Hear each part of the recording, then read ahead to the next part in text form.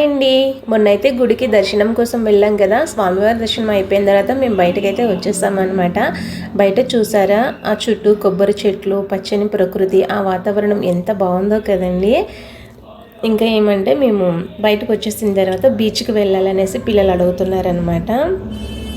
So మేము బయటకు వచ్చిన తర్వాత ఎంట్రన్స్ అనమాట. ఇది టెంపుల్ చాలా అందంగా ఉంటుందండి. చూడగానే చాలా ప్రశాంతంగా అనిపిస్తుంది.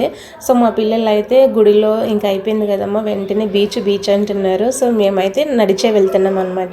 కొంతమంది అయితే ఆటోస్ తీసుకుంటారండి. సో పిల్లలు సరదాగా నడిచి వెళ్తారనమాట. ఆ కొంగలన్నీ చూసారా ఒకేసారి ఎగిరేసరికి చాలా బాగా అనిపించింది నాకు. సో బీచ్కి అయితే రాగానే కూల్గా ఐస్ క్రీమ్స్ అయితే తీసుకున్నాము. మా పాప అయితే వెంటనే బీచ్లోకి పరిగెట్టింది. మా సార్ అయితే అలా చేయకూడదమ్మా, ఫస్ట్ సముద్రుడికి దండం పెట్టుకున్న తర్వాత బీచ్లోకి దిగాలని చెప్పారు.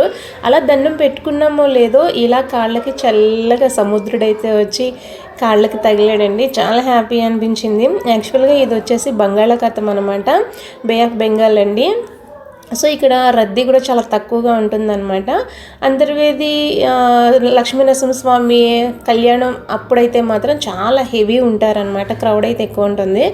మేము మార్నింగ్ అండి 11:45కి ఎక్కామని చెప్పాను కదా. అప్పటి నుంచి అండి దర్శనం అయిపోయిన తర్వాత ఈవినింగ్ సన్సెట్ అయ్యే వరకు కూడా ఎంజాయ్ చేస్తూనే ఉన్నారనమాట. ఈ వేవ్స్ వచ్చేటప్పుడు మాత్రం పిల్లల్ని చాలా కేర్గా చూసుకోవాలండి, ఎందుకంటే కొన్నిసార్లు ప్రమాదం జరగవచ్చు. అందుకని మా సార్ ఎప్పుడు వాళ్ళని పట్టుకొని ఉన్నారు. యాక్చువల్గా అయితే మా సార్కి వాటర్ అంటే చాలా భయం, కానీ ఎంజాయ్ చేశారు పిల్లల కోసము. సన్సెట్ అయ్యే వరకు చేస్తూనే ఉన్నారనమాట. ఇంక సరిపోతుందిలే రండి, మళ్ళీ బస్సు మిస్ అయిపోద్ది, అసలే ఒకసారి కదండి బస్సు, వెళ్ళిన బస్సే మళ్ళీ తిరిగి రావాలని చెప్పేసి ఇంకా మేమైతే రిటర్న్ వచ్చేస్తున్నాం అనమాట. డ్రెస్ అయితే చేంజ్ చేసుకున్నాము, మళ్ళీ బై వాకింగ్ వచ్చేద్దాము బస్కి అనేసి చల్లగా కబుర్లు చెప్పుకుంటూ వచ్చేస్తున్నాం అనమాట.